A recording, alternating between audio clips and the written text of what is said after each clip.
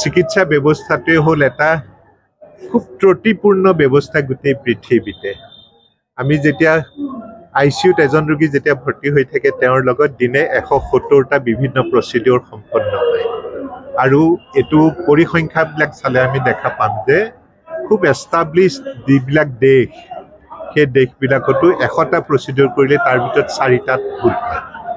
তাৰে কোনোবাটো ভুল হয়তো সামান্য ভুল হৈছে, কোনো গমেই পোৱা নাই, কোনোবাটো ভুলৰ কাৰণে ৰোগীৰ হয়তো মানসিক অশান্তি হৈছে, কোনোবাটো ভুলৰ কাৰণে হয়তো শাৰীৰিক অশান্তি হৈছে, কোনোবাটো ভুলৰ কাৰণে হয়তো ৰোগী কেতিয়াবা বেছি দিন হস্পিটেলত থাকিব লগা হৈছে, খৰচ বেছি হৈছে, কেতিয়াবা কোনোবাজন ৰোগীৰ মৃত্যু হৈছে। এনেধৰণৰ ভুল ত্ৰুটি চিকিৎসা বিজ্ঞানত কমন, কিন্তু আমাৰ চেষ্টা হ'ল অহৰ্নিশে সেইবিলাক কিমান আমি কমাব পাৰোঁ।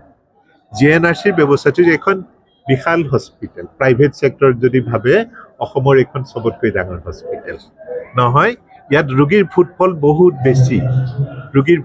বহুত বেছি, গতিকে এই গোটেইখিনি চম্ভালিবলৈ যাওঁতে কেতিয়াবা তেওঁলোকে ব্যৰ্থ হয়, মই অস্বীকাৰ কৰা নাই। আৰু এইখিনি কেনেকৈ আমি শুধৰাব পাৰোঁ, কেনেকৈ এইবিলাক আমি নাইকিয়া কৰিব পাৰোঁ, তাৰ অহৰ্নিশে চেষ্টা চলি আছে। মই আশা কৰোঁ আপোনালোকৰ আশীৰ্বাদত আমি এইবিলাকত সফলতা পাম। তথাপিও দিছপুৰ GNRC 6 মাইল GNRCতকৈ এইখন সদায় বিতৰ্কত থাকে, আমি দেখি আহিছোঁ। সেইটো এটা কথা হৈছে 1 নম্বৰ, দিছপুৰখনৰ এইখন